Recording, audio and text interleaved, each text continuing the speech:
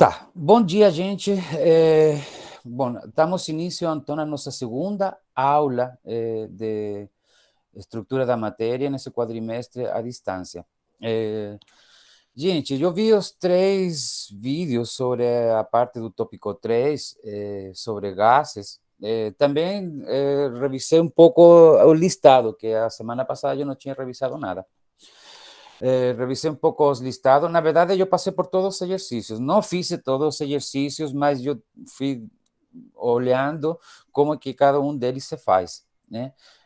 Vi também que o pessoal postou os gabaritos sobre os exercícios. Então, em princípio, e postou os gabaritos dos listados inteiros. O sea, o pessoal, os docentes, né? A lista de docentes. Aí vai ficar fácil para vocês, porque eu vou disponibilizar esses listados. Eu vi que são muitos exercícios, tem uma lista ali que tem 20 e tantos exercícios. Eu não sei se eu teria tempo de me sentar a fazer cada um deles. Então, mas é o seguinte, gente, é uma dica, eu vou dar dicas aqui, né? Uma dica de uma pessoa que leva 20 anos na universidade. Não adianta você chegar lá e ver a pergunta e ver a resposta simultaneamente. Você não aprende nada. A ideia é você aproveitar seu tempo. Como aproveitar seu tempo? Que você faça algo com o seu cérebro agora, onde a matéria, a disciplina, conteúdo entre, e daqui a 2 semanas não tinha esquecido tudo. Senão não adianta, é uma perda de tempo.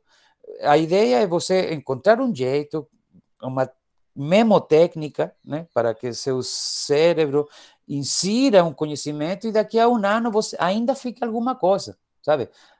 Está claro que a quem não pratica algo com o tempo esquece. Você toca um instrumento, se passa anos sem praticar, você fica meio esquecido, você não lembra das músicas, né, cara? Mas você lembra como tocar.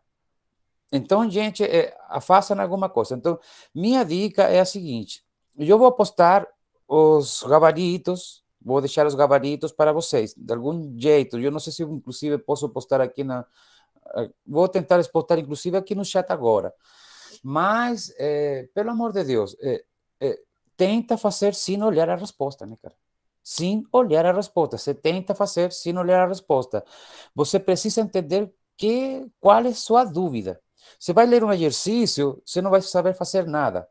Mas se você conseguir identificar qual é a sua dúvida e você vai atrás dela, mesmo que não consiga fazer, mas você vai atrás, pesquisa, dá 15 minutos, vai lá, faz, vai ver outros exercícios parecidos, vai ler um livro. Na hora de você ver a resposta certa, essa vai entrar.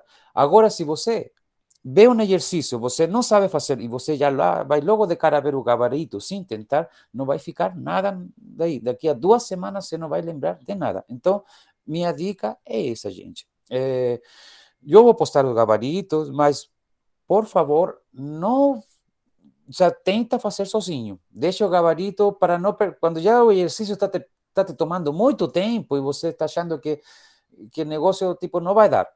Aí você vai lá e pega o gabarito e vê como que fala. Ah, então era assim. Aí você faz as suas notinhas e aprende. Mas o jeito é você aproveitar seu tempo para aprender. Ou seja, estudar não para passar a prova, estudar para aprender. Passar na prova é uma consequência de aprender. Se você estuda para valer, para aprender, você está bem preparado para a prova. A prova é o menor dos problemas. O problema é o dia de manhã a gente te perguntar e você não saber nada. Nada do que aprendeu lá atrás. Gente, vamos lá.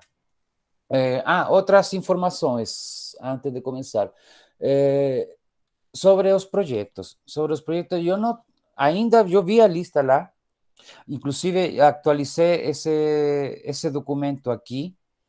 Esse documento está no Moodle, no nosso Moodle, em materiais do professor Javier, né? Aqui já estão as datas certas, que elas não estavam certas lá no projeto, que estavam na data do ano passado. Mas com respeito à entrega do podcast, lembra que o podcast vai ser um arquivo de mídia de áudio. um áudio, que nem você escuta no programa de rádio, que nem escuta lá um podcast no Spotify. Então, em princípio, ele tem alguns requerimentos mínimos, como tempo, né? O tipo de arquivo que a gente vai pedir, né? O número de participantes.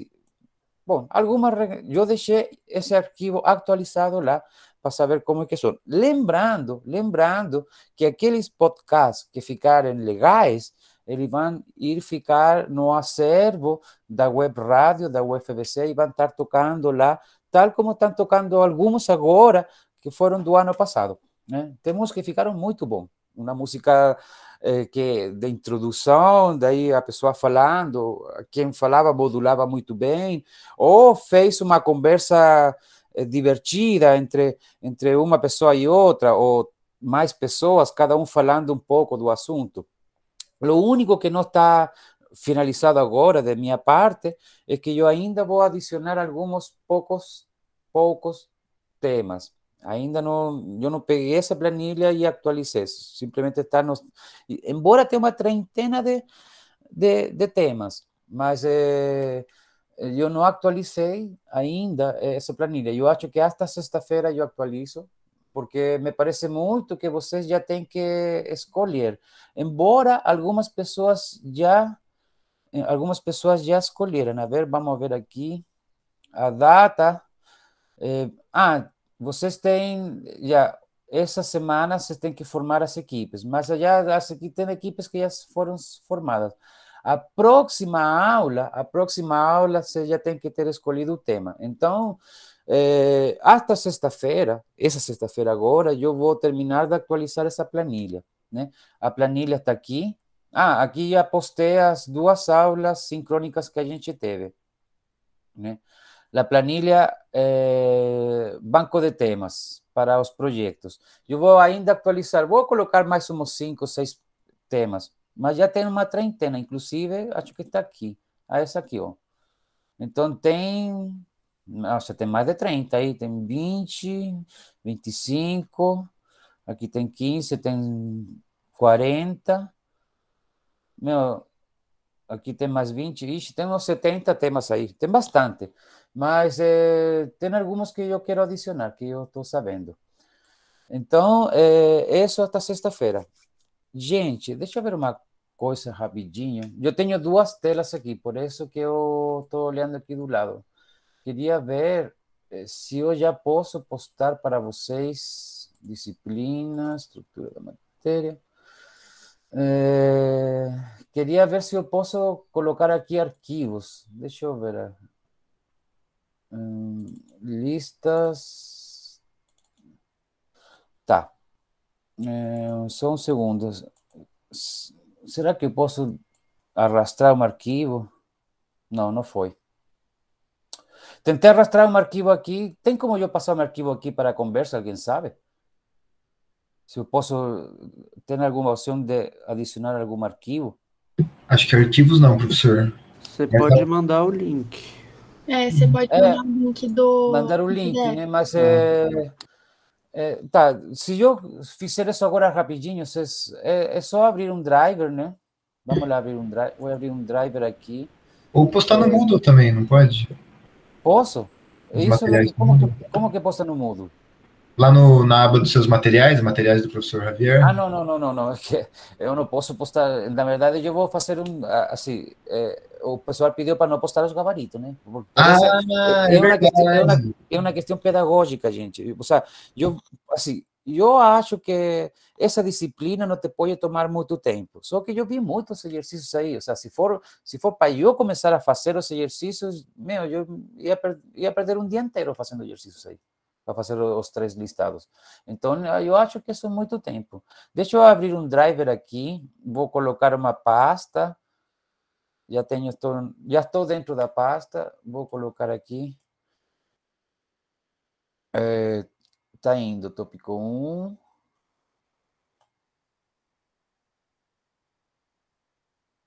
tópico 2, e... Gente, mas pelo amor de Deus, não faz o exercício olhando o gabarito, que você não aprende nada. Então, opa, não é isso aí que eu quero apagar. Cadê? Aqui, vamos ver.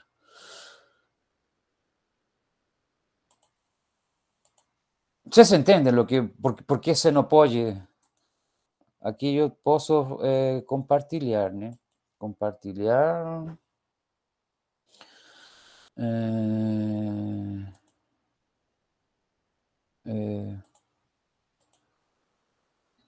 Qualquer pessoa com este link.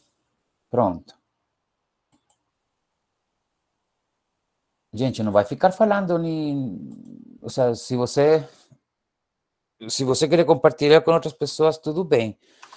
Mas não fala quem te passou, né? Um bom jornalista nunca fala a sua fonte, pelo amor de Deus. Tá. Gente, vamos lá. Eu vou dar umas dicas aqui que eu vi. Voltemos ao assunto. Eu eu vi as três aulas sobre gases. A primeira, eu não vou falar docente, né? Mas a primeira achei boa, assim, é superficial porque não está aprofundando nada, não está aprofundando. Lembra que vocês estão entrando na universidade. A segunda, achei que falou coisa demais, um resumo, se tu torcer, não tem muita informação.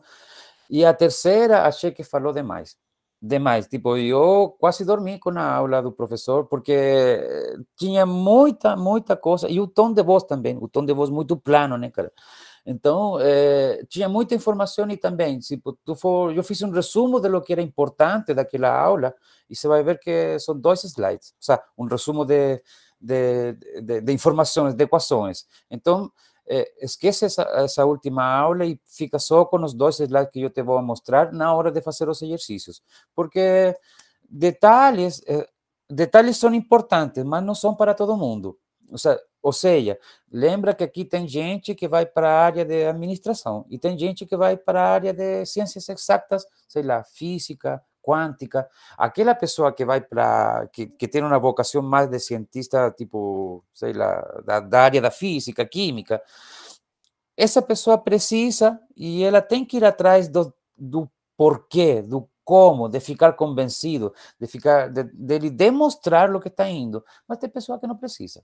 Não, porque assim, realmente, tipo, não dá para você saber tudo de tudo. Não dá. Você tem que ir filtrando algumas coisas. Cada um sabe onde aperta seu sapato e cada um tem que ir atrás de suas próprias dúvidas, né? Então, eu preparei aqui preparei um slide para esse ano, só que também eu vou tocar o assunto do ano passado, ou seja, um slide que eu apresentei o ano passado. E essa é uma dica na hora de resolver os problemas. Algumas pessoas já sabem, mas outras pessoas ainda se embananam. Por isso que eu vou dar aquela dica. Trabalhar sempre no Sistema Internacional de Medidas.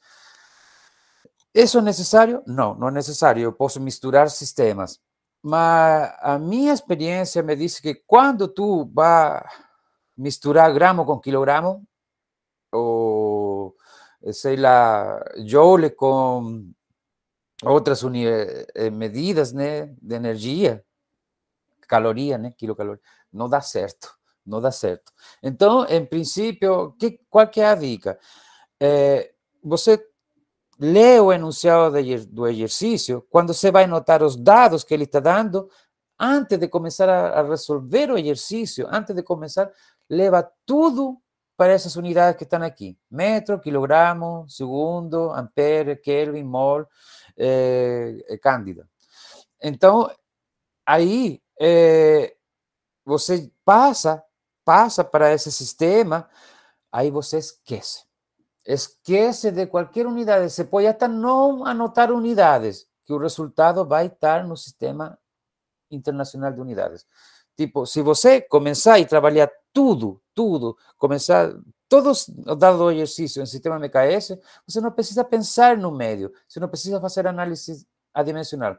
Saiba e fique com a certeza matemática que seu resultado vai estar no sistema internacional. Se você está procurando energia, é joule. Se você está trabalhando força, é newton. Tipo, vai estar em sistema intensivo. Aí você não precisa se atrapalhar. É a forma mais simples de trabalhar em física, a forma mais simples. Tem essas unidades aqui, né? Então, eu deixei essa tabela aqui o ano passado simplesmente para o pessoal entender que essa é a análise, não análise, com isso você faz uma análise dimensional, né? Muitas vezes você quer um resultado, sei lá, aqui você vai prestar o resultado em gramas. Aí você sabe que quantidade de matéria, por exemplo, é grama partido por mol. Aí você tem outra unidade que é a massa. Então, você sabe que você não pode multiplicar, você tem que dividir. Por quê? Porque aí o resultado vai dar em gramas. Ou você precisa o resultado em mol, né? Porque te estão perguntando por número de mol. Aí você sabe se multiplicar ou dividir uma quantidade simplesmente olhando as unidades, porque o resultado tem que dar em mol, se é o que você está procurando. Entende? Gramos dividido por quantidade de matéria. Aí o resultado, ¿qué es lo que es? Gramas dividido por un negocio que es grama partido por mol. Entonces, un mol va a ficar acima, o gramas se van a anular, y el resultado va a ficar en mol. Entonces, esse análise dimensional ajuda muito, a vezes, a encontrar a equação que você precisa usar para resolver um problema. É só uma questão de intuição. Mas, se você começar a misturar unidades, vai se atrapalhar. Outra coisa, eu vou colocar esse exercício aqui, eu coloquei o ano passado, mas esse ano uma colega de vocês já me escreveu perguntando que ela não entendia como fazer o balanceamento. O balanceamento de uma reação química. E eu, como comentei dias atrás, é uma questão, isso aqui é uma questão, um puzzle, é uma questão de lógica, sabe? Não tem uma forma certa de fazer. Um exercício lá na lista, eu não tenho aqui como riscar. Mas se eu fizer uma cópia, aí eu consigo riscar, consigo. Tá, aqui eu tenho uma reação química, aqui, que passa para cá, mas ela não está balanceada. Ela não está balanceada. Então, é um jogo de engenho, né? Aqui eu coloquei, por exemplo, simplesmente para testar, ver como se comporta, coloquei um 1 aqui na primeira matéria, né? No primeiro elemento. Coloquei um 1 aqui. Para ver como se desenvolve nos outros. Mas o 1 ali já implica automaticamente, porque eu tenho um 1 significa que eu tenho 2 átomos de carbono, porque aqui eu tenho um C2. E aqui, nesse outro lado, eu só tenho um lugar onde aparece o elemento carbono, que é aqui. Opa, que é isso aí? Eu tenho só um lugar, que é esse lugar ali. Então, e aí eu não tenho um C2, só tenho um C. Então, esse 1 que está aqui implica automaticamente um 2 na frente desse composto, né? Na frente desse composto aqui, ó. Esse 1 aqui diz que eu tenho 6 átomos de hidrogênio. O hidrogênio me aparece nesse lugar aqui.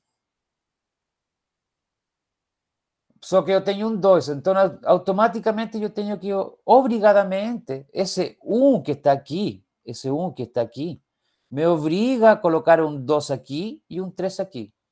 Me obriga, é uma obrigação. Só que isso me obriga agora sobre o elemento oxigênio. Por quê? Porque tenho um 2 aqui na frente e aqui tenho um O2, ou seja, tenho 2 átomos de oxigênio multiplicado por 2 aqui. Ou seja, 4 átomos de oxigênio aqui. Aqui tenho um, né? E 3 átomos de oxigênio aqui. Ou seja, tenho 7 átomos de oxigênio. Portanto, esse 1 que eu coloquei na frente não só me obriga a colocar um 2 e um 3 na frente desses outros elementos, sino que também me obriga a colocar um 7,5 aqui. Por que me obriga a colocar um 7,5? Porque aqui eu tenho um 2, né?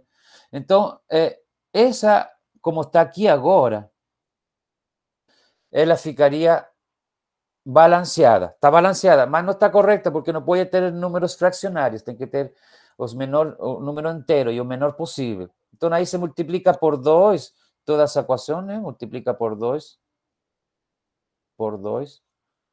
e fica balanceada como está desse jeito. Então, mas não tem um jeito certo, é basicamente um puzzle.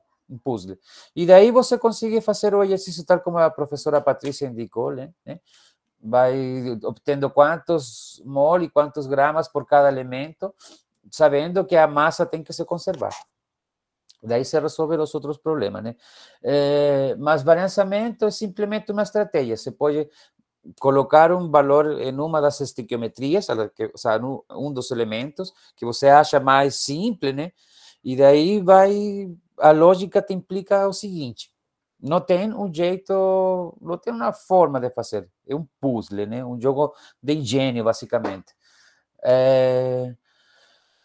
O legal aqui que, assim, você vai pegar em função das massas molares, né? Você vai o número de mols, você vai conseguir saber quantos gramas tem de cada elemento durante a transformação, respeitando a conservação de massa. E você vai chegar a isso que está aqui, né? Que esse quadradinho aqui é o quadradinho que você tem que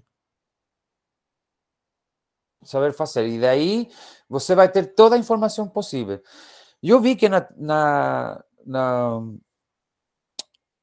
lista de exercícios 3, vocês têm que, agora você vai ter que misturar isso com a maioria dos exercícios, a equação de estado, né? A equação de estado. Então, daí tem algumas coisas, algumas dicas que vocês têm que resumo de conceitos. Então, eu preparei esse slide agora, com essa tem data de hoje, né?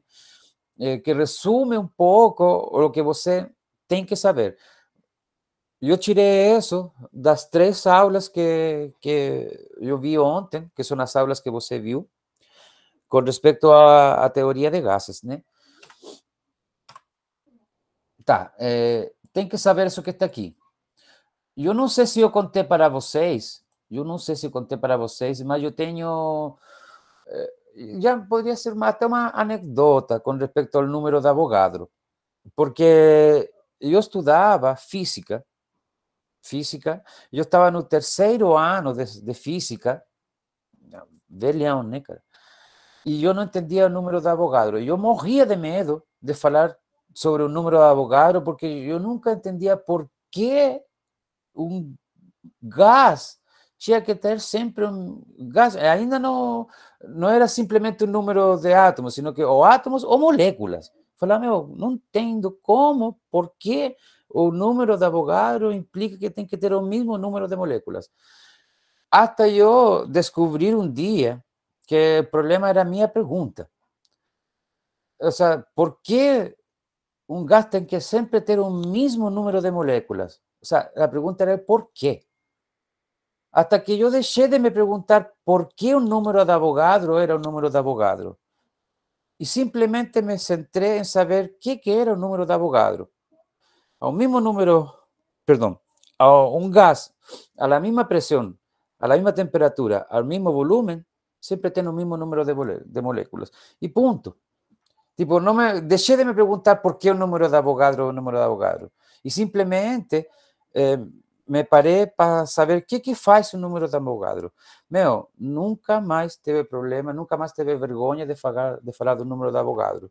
E até o dia de hoje eu não sei por que o número de Avogadro é o número de Avogadro. Não sei, talvez quando seja mais velho, físico, e faça uma teoria universal, né? Talvez possa até chutar por que o número de Avogadro é o número de Avogadro. Mas não interessa saber por que ele é o número de Avogadro. O que interessa é saber o que ele faz na hora prática. Então, e é isso. Qualquer gás, ou todos os gases, né, a mesma pressão, mesma temperatura, mesmo volume, tem o mesmo número de partículas. E isso é uma constante da natureza, é uma constante, assim, como a velocidade da luz ou a constante de Planck. Por que a velocidade da luz é 300.000 km por segundo? Por quê? talvez a pergunta, o dia de amanhã, você consiga responder, mas agora é só saber que esse é o limite. Não precisa saber mais que isso. Ninguém vai te cobrar mais que isso. Ninguém vai te cobrar saber por que a velocidade da luz é a velocidade da luz ou por que o número de Avogadro é o número de Avogadro. Beleza? Gente, relações que são importantes, essa que está aqui, né? Isso implica que P1, B1 é igual a P2, B2, tipo, em duas situações diferentes, né? Quando a temperatura é constante. Quando a pressão é constante, se cumpre essa outra relação, né? Essa outra relação daqui, a primeira chamada de Boyle, a segunda a lei de Charles, né? São coisas que vocês podem utilizar. Mas observem, a primeira quando a temperatura é constante e a segunda é quando o volume é constante. Gente, eu não estou vendo aqui se há alguém perguntando alguma coisa, né? Gente, se alguém quer me interromper, me fala, porque eu não estou olhando essa tela aqui. Beleza? Yara Marques, você levantou a mão? Ou não? Não? Yara? Beleza. Eu vou continuar, então. Mas me interrompe falando, gente, que eu não estou olhando a tela. Oi, professor, desculpa, não estava conseguindo. Oi. Fala. Fala, Yara. Eu não estava conseguindo abrir o microfone. Era para você dar um zoom nos slides que o senhor fez, que não está dando para ver direitinho aqui. Tá, beleza. Tem como aumentar eles? Sim. Gente, lembra de interromper. Lembra de ir falando as coisas, né? É mais divertido para mim quando vocês falam, para ser sincero, senão fico achando que ninguém está ouvindo. Sabe? Eu falo para minha filha está tomando aula aqui do lado. Ela tem proibido não ter a tela, por exemplo, a câmera ligada. Ela sabe que se eu abrir a porta esta vez sem a câmera ligada, um dia sem celular. E você sabe o que é ficar sem celular? É foda, né? Tá. Antigamente, quando eu era criança, era a TV mesmo. Um dia sem TV. Nossa, era o pior que podiam fazer. Agora é um dia sem celular. Gente, vamos lá. O senhor vai disponibilizar esse slide que você fez? Sim, já está lá. Tá, obrigado. Os slides já estão lá. Aquele que do ano passado não está, mas eu posso deixar também. Mas esse aqui, por exemplo, que desse ano, ele está ali. Gente, esse é um resumo de conceitos, né? A lo que me refiro é que o que está aqui, você não pode não saber. Tipo, você vai precisar para resolver os exercícios. É um enxugado das aulas, né? Um enxugado das aulas. Tá. Dois conceitos que às vezes o pessoal se confunde. Qual que é a diferença entre número de mol e quantidade de matéria? Não tem nenhuma diferença, são a mesma coisa. Algumas pessoas lhe chamam quantidade de matéria, outras pessoas chamam número de mol. Mas quando a pergunta te está falando, qual é a quantidade de matéria, blá, blá, blá, blá, blá, blá, ele te está pedindo o número de mol. São a mesma coisa. Ele se define, aqui tem várias definições de número de mol, né? Número de moléculas partido por número de Avogadro. O sea, sabe, são bastante definições. Ou a massa dividido por la massa molecular. Ou tem essa outra aqui, a massa de uma molécula, né? Multiplicado por o número de Avogadro te dá a massa molecular. São equações que você tem que ir e anotar e deixar em seu formulário. Você assiste a aula ou pega essas equações aqui, você faz um formulário, um listado de equações. Se você tem dificuldade em entender, escreve o significado das coisas, né? Mas precisa o formulário. E vai lá resolver os exercícios. Não fica reassistindo às aulas. Faz um formulário e vai resolver os exercícios. Te dedica mais a resolver os exercícios. Tá, sobre a equação de estado, essa foi uma forma de escrever a equação de estado. Aqui cai a constante de Boltzmann, né? N respeita aqui o número de moléculas, né? Então, tem essa forma de escrever a equação de estado. Aqui tem outra forma de escrever a equação de estado que respeita a essa equação que está aqui. São diferentes formas de escrever a equação de estado, né? A constante de Boltzmann se define dessa maneira aqui. Essa é a massa, R é a constante dos gases ideais, M é maiorzão, é a massa molar. Então, quando eu pego essa equação que está aqui, através dessa definição, se pode escrever dessa forma. Quando utilizar a equação de estado, utiliza ela sempre que você esteja no desespero. Você não sabe o que fazer, você não sabe como agir, aplica a equação de estado. É uma dica. Tipo, poucas vezes um docente ou seja, nessa disciplina, gente, né? Estamos falando dos problemas, você está na prova, na P1, e você não sabe como agir, e te estão dando pressão, temperatura, ou te estão dando volume, temperatura, ou pressão e volume, e você não sabe e está no desespero, aplica a equação de estado.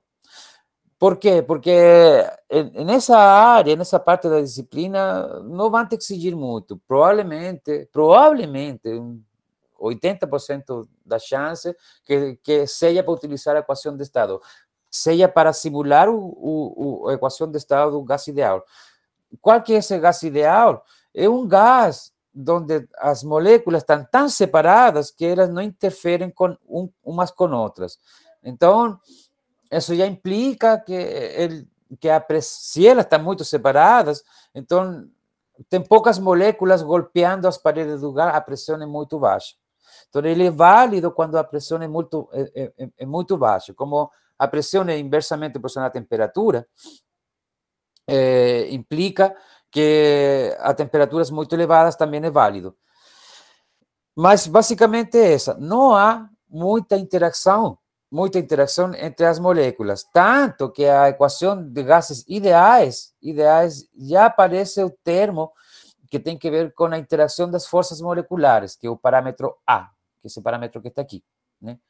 Então, em princípio, quando se utilizar a equação de estado, sempre, a não ser que já te estén dando informações desses parâmetros aqui A e B, ou te fale que é um gás real. Se é um gás real, então você tem que utilizar essa equação que está aqui. Na maioria dos casos, eu vi o listado de exercícios, o 3. Quase todos os exercícios utilizam a equação de estado de gás ideal.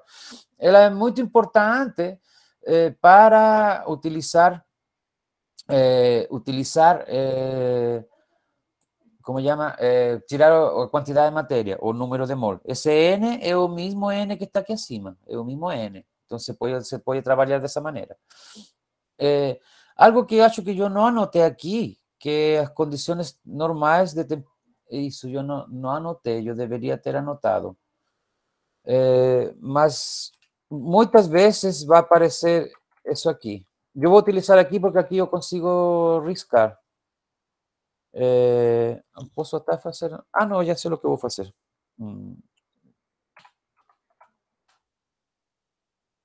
Opa.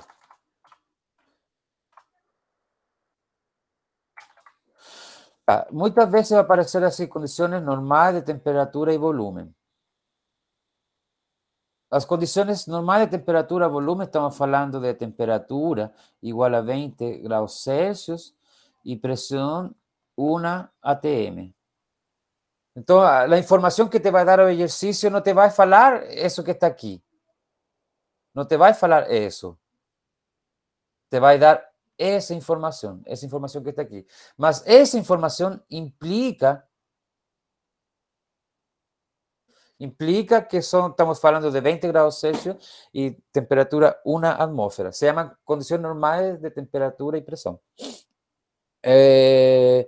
Outra coisa, há temperaturas nessa condição, um mol é igual a 22,4 litros.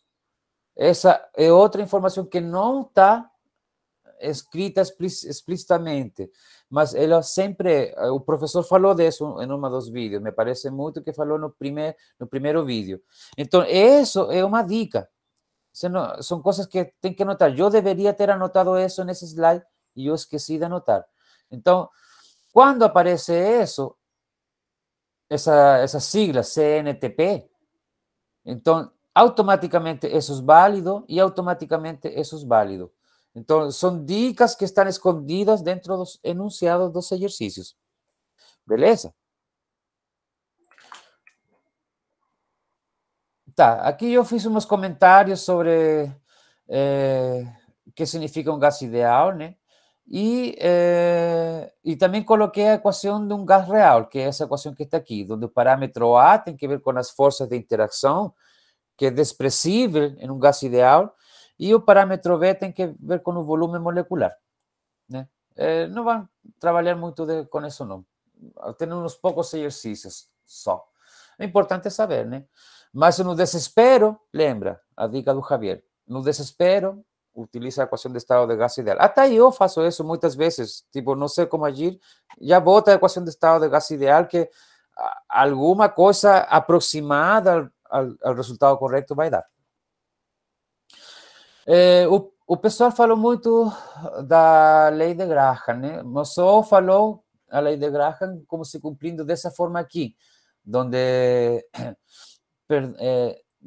desculpa, só falou em função da velocidade, mas também não falou em função do volume, não? Então, se cumpre essa proporção, e entre essas três equações, eu vou até para arriscar aqui. Então, entre essa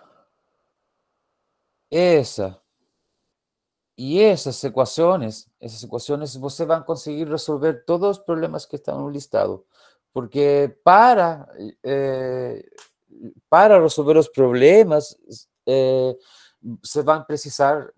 A lei de Graham basicamente tem que ver com o tempo e a distância que o gás se difunde quando passa de uma área a outra área.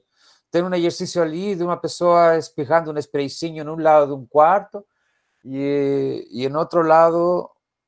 O outro lado do quarto, no outro extremo, né, no lado oposto, o pessoal, outro sprayzinho, e como ele se difunde no quarto, e te vai perguntar sobre a distância ou o tempo, né, que tem que ver com a velocidade. Então, isso que está aqui tem que ver com o volume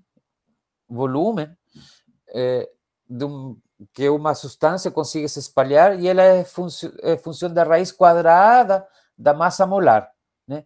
Então, ela fala basicamente que esse volume de I é proporcional a 1 partido pela raiz quadrada da massa molar do elemento.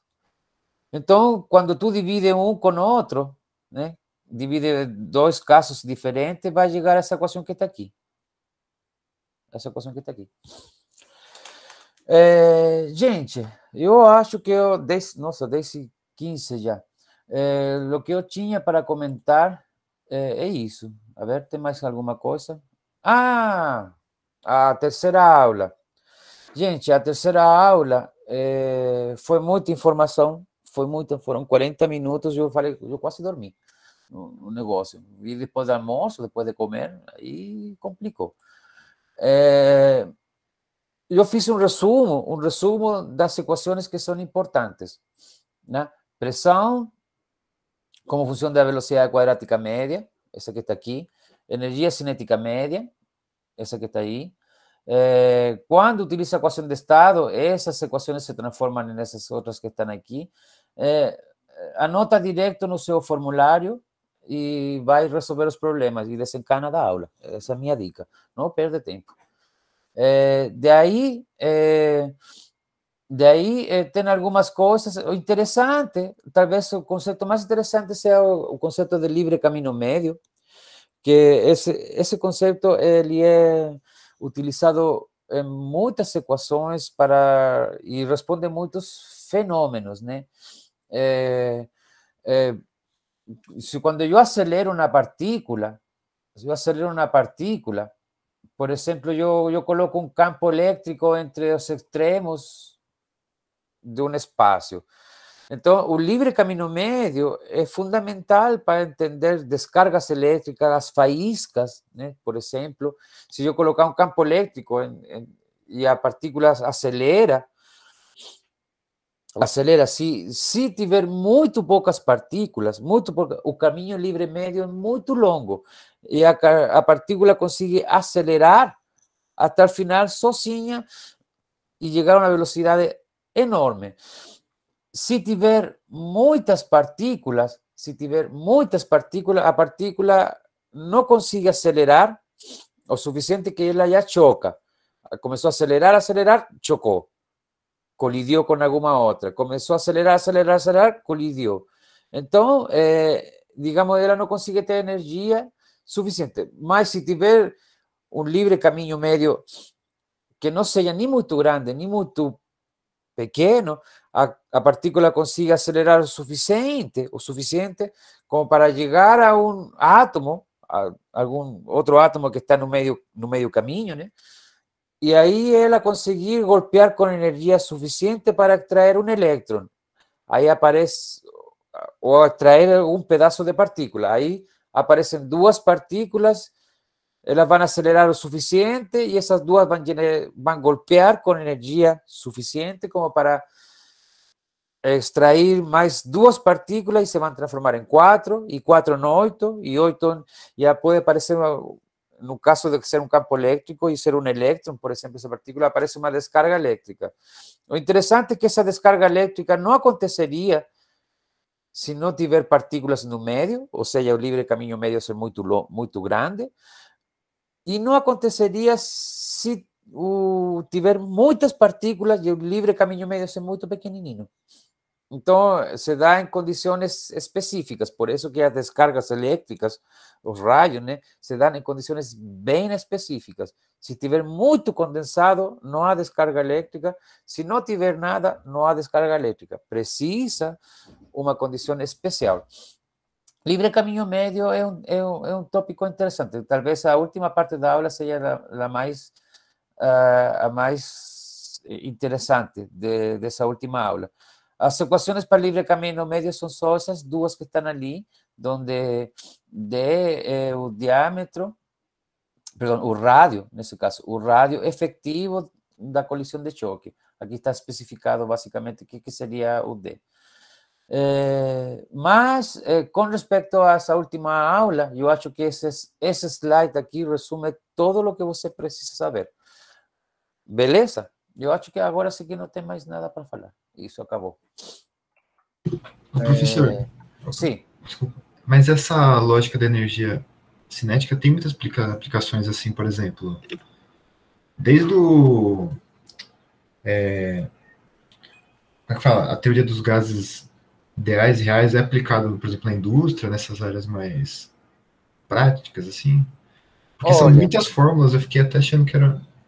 Não. Fica bem mais... a teoria cinética dos gases, de certo sentido, se utiliza para te introduzir um tema. O que funciona na vida real é a física estadística de muitas partículas. O sea, quando tu vas trabalhar com, por exemplo, com temperatura, a temperatura está relacionada com a entropia, está relacionada com um sistema de muitas partículas. E a teoria cinética dos gases é uma teoria criada há 150 anos atrás. 150 anos atrás. É como te explicar a equação de Newton.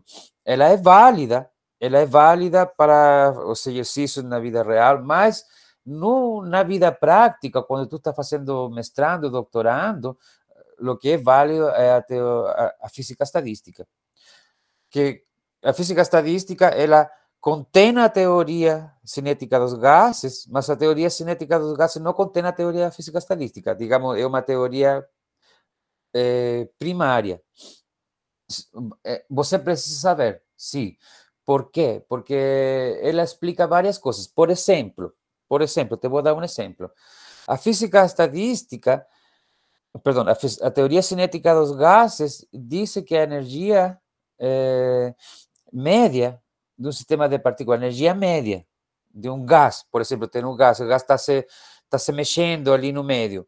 Então, tem partículas com energia pequena partículas com energia bem agitada, bem grande, né? E tem uma distribuição de energia, mas a energia média delas é 3 médios kT. 3 médios está escrito lá, 3 médios kT, que é a energia média. Essa equação é válida, se utiliza dentro da teoria, por exemplo, para explicar a constante de Planck. Se utiliza para explicar a constante de Planck. Então, a gente utiliza essa energia das partículas porque ela está demonstrada experimentalmente. É 3 médios kT, a energia média das partículas é 3 médios kT. Mas tu vai ver que tem limitações. Se utiliza para explicar a constante de Planck. Vocês vão ver isso. Inclusive, a parte da radiação de corpo negro, eu vi a aula da professora Paula e acho que a gente vai ter que agregar algumas coisas. Porém, ela não se usa na vida real porque a física estadística faz parte da teoria cinética dos gases. Outro exemplo. No mundo real, a gente trabalha com átomos de muitos elementos. Nenhum deles tem solução analítica matemática. Mas a gente passa, por exemplo, o átomo de hidrogênio. Vocês também vão ver isso. O átomo de hidrogênio tem uma solução analítica. Um núcleo, um elétron. Mas é o único de todas as soluções que você vai ver dos átomos que tem solução analítica. Se tu colocar um núcleo e colocar 2 elétrons, já não tem solução analítica. Se tu colocar 2 prótons e 2 elétrons, que é o átomo de hélio, já não tem solução analítica. Nenhum deles tem solução analítica. E isso que seria a forma mais simples. Mas vocês vão ver isso. Por quê? Porque é a introdução para depois fazer algo um pouco mais complicado. A teoria cinética dos gases se passa porque é a introdução para o que depois vai ser física estadística. A física estadística é a física de muitas partículas, né? Muitas partículas, que te responde tudo o que tem que ver com respeito à temperatura, tudo o que te responde a ver com quântica, te responde tudo o que tem que ver, inclusive, com a física estadística, é o que te fala sobre os férmions e os bósons. Então, em princípio, se tu me perguntas se no mestrado vai utilizar teoria cinética dos gases, eu te falo que não. Vai utilizar física estadística. O sea, na vida real, na indústria, eu trabalho em uma empresa farmacêutica. O elemento mais simples que poderia trabalhar uma molécula farmacêutica tem 5 ou 6 elementos. A mais simples. Então, toda a física que a gente vai ver da equação de Schrödinger já não se usa mais. Então, em princípio, e assim como a física estadística a teoria cinética dos gases, não se vai usar em si. Vai pegar alguns elementos, mas que estão demonstrados pela teoria da física estadística. Então, em princípio, não. A resposta é não. Não vai usar, mas precisa saber? Precisa. Assim como para entender quântica, precisa entender Newton. O sea, precisa. Deu para entender? Professor, deixa eu ler um pouco mais para cima. Entendi foi nada, livre caminho meio. Está falando da aula do professor, Felipe, né? Me imagino.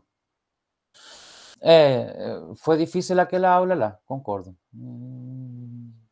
Boa. Só o texto explicando para que estava vendo aquilo. Depois de o Guilherme Sanches. Isso foi do livro Caminho Médio. Mas eu não entendi a pergunta. Depois de colidir, a partícula continua a acelerar. Ele continua a acelerar de novo. Assim. Imagina que tem umas partículas no meio do volume. E em um lado eu acelero por força gravitacional, se uma partícula de massa, por campo elétrico se for uma partícula elétrica, um elétron. Ele vai se tu deixar ele sozinho, ele vai começar a acelerar. Concorda? Então, em princípio, que ocorre? Se ele tiver, digamos, seu livre caminho médio permitir, ele for grande, essa partícula vai acelerar, vai pegar energia cinética, e quanto maior o livre caminho médio, essa partícula vai ganhar mais energia, por causa do campo, né? Se ganhar suficientemente energia, essa partícula vai golpear outra e vai ejectar um elétron, no caso, ou se for massa, vai ejectar um pedaço de massa. Então, eventualmente, se ela tiver um livre caminho médio suficiente, esse elétron se transforma em 2 elétrons, e esses 2 em 4, e esses 4 em 8, e vai indo para lá. Então, é uma reação em cadeia, e essa é a explicação dos raios, por exemplo. Mas o que acontece depois de colidir? Ele começa de zero de novo. Colidiu e vai indo, ou seja, começa a acelerar tudo de novo. Quem tem uma simulação disso muito boa é o professor Goldstein, no universo mecânico. Não sei se vocês já viram no universo mecânico. Alguém conhece? São umas videoaulas feitas como uns 20 anos, talvez 30 anos atrás, no mínimo, mas são muito boas. Traz umas simulações muito, muito boas. Universo mecânico chama. Achei aqui já. Mas posso tentar completar um pouco, professor? Sim, por favor. Mas que força faz ela acelerar de novo? Porque ela vem, né, não sei. O campo elétrico. Deixa eu... Tá. Deixa eu pegar aqui uma nova slide.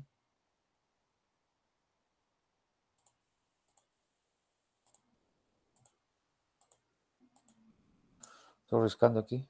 Ixi. Ué, vamos fazer uma coisa aqui.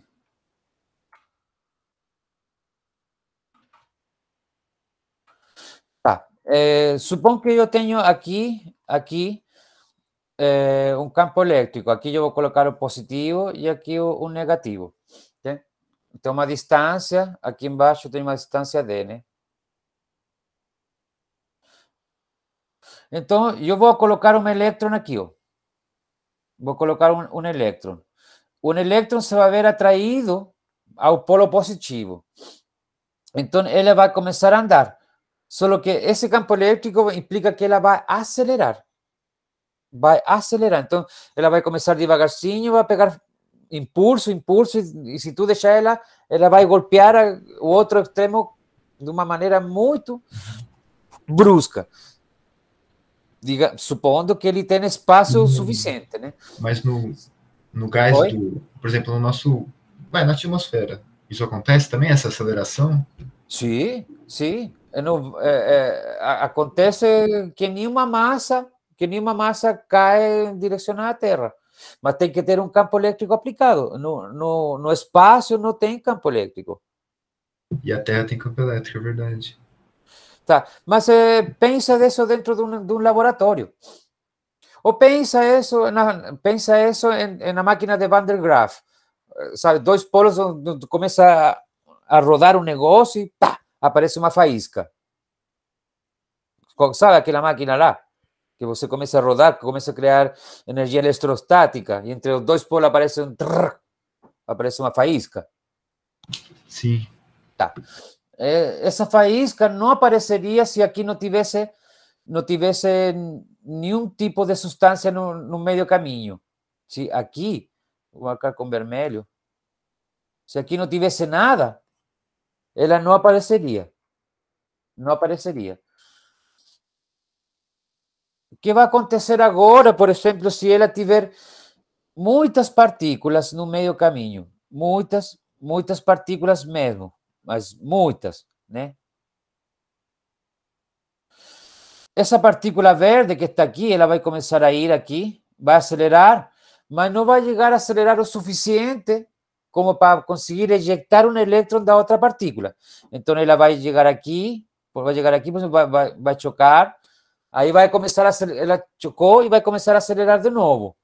Aí vai bater, vai colidir, mas são tantas partículas que ela não começa a ganhar impulso suficiente como para ter energia de ejectar um elétron daquele outro átomo. Tipo, avança, acelera, mas pum, começou a acelerar e já chocou. Pum, começou a acelerar e já chocou. Pum. Então, ela fica chocando.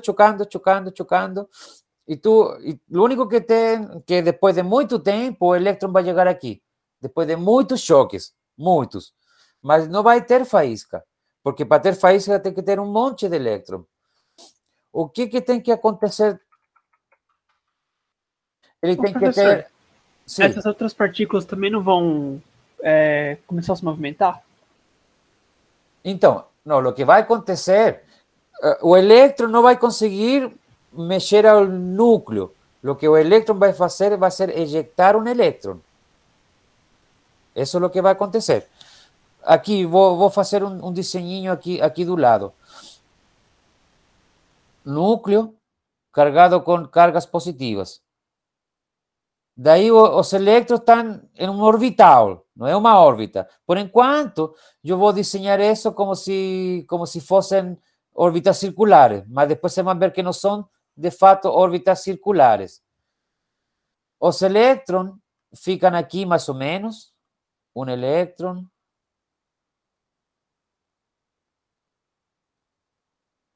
Só para você ter uma ideia, os elétrons ficam aqui.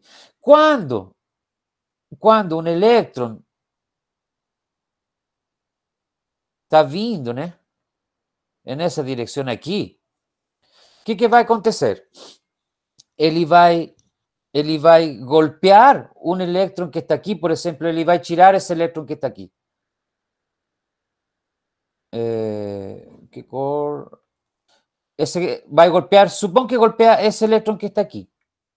Então ele vai chegar e vai tirar esse elétron. Esse elétron que está aqui vai golpear e vai sair ejectado. E aqui o que vai ficar é um buraco. Esse elétron que está aqui, esse elétron se chama elétron secundário. Elétron secundário. Esse elétron que está aqui, ele vai sair em outra direção, ele vai golpear que nem bolas de sinuca. E ele vai sair ejectado em outra direção. Esse é o elétron primário. Isso é o que vai acontecer, mas o núcleo, o átomo vai continuar no mesmo lugar. Ele não vai sair. Um elétron vai ejectar outro elétron. Então, vamos ter o primeiro elétron que chegou, que ainda vai sair em outra direção, como bola de sinuca, e vai ter um elétron secundário. Então, um elétron vai se transformar em dois.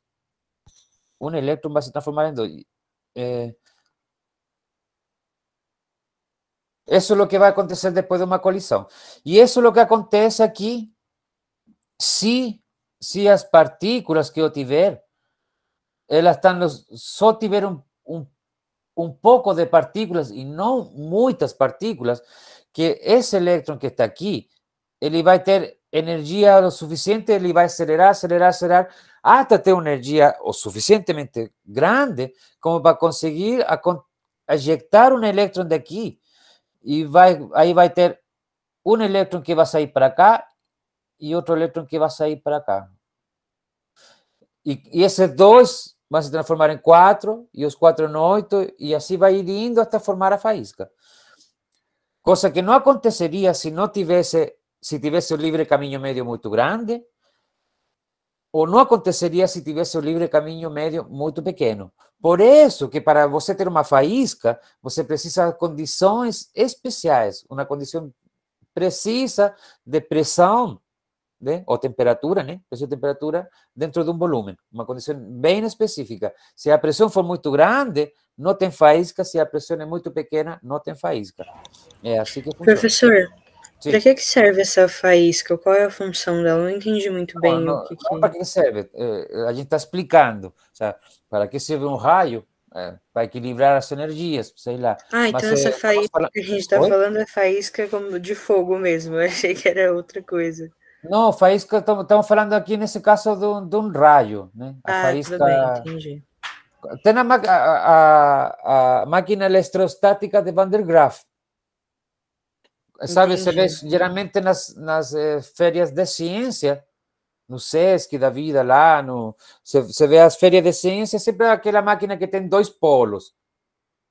Dois polos. Aí você começa a girar uma roda, né? Pá! Aparece uma faísca no meio dos dois polos. É isso. É basicamente para entender o livre caminho médio. Mas o livre caminho médio, gente, ele se utiliza bastante na vida real, porque a maioria dos experimentos que vocês vão fazer, ou seja, que a nanociência faz, são feitos em vácuo, onde o livre caminho médio ele tem um valor muito alto, um valor muito alto. Então, em princípio, e é na hora de fazer as contas, quando você por exemplo, vai fabricar um material, você leva em consideração o livre caminho médio nas continhas lá. Sabe? Agora você está entrando na universidade, mas quando você estiver terminando, você vai escolher uma linha de pesquisa, supondo que vai para o lado acadêmico, mas a maioria de nós vai se apaixonar por uma linha de pesquisa, vai falar, eu quero trabalhar em neurociência, eu quero trabalhar em biotecnologia, eu quero trabalhar sei lá, em microscopia. Você vai para um lado da ciência e você vai passar por uma área onde você vai ter que fabricar amostras, fabricar. Aí, sei lá, você vai implantar sobre uma superfície de nanotubos, você vai implantar um metal pesado. Ah, vou implantar molibdênio, a ver se ele se torna mais resistente aos nanotubos, por exemplo. Aí você vai implantar e você vai construir amostras que estão feitas em vácuo, onde o livre caminho médio é pequeno.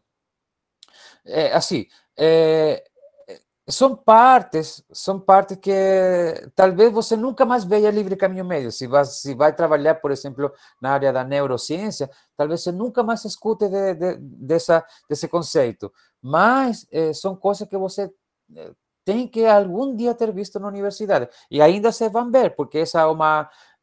Isso que está aqui é uma disciplina, estrutura da matéria, que introduz os temas, introduz, digamos, temas para você poder conversar com outras pessoas. A gente falou, por exemplo, do modelo padrão. O modelo padrão é uma coisa que se vê um físico em uma universidade normal vê no último ano. No último ano. Você não vê isso no início. O sea, aqui nessa universidade que tem um plano acadêmico diferenciado, né? Gente, é minha gata.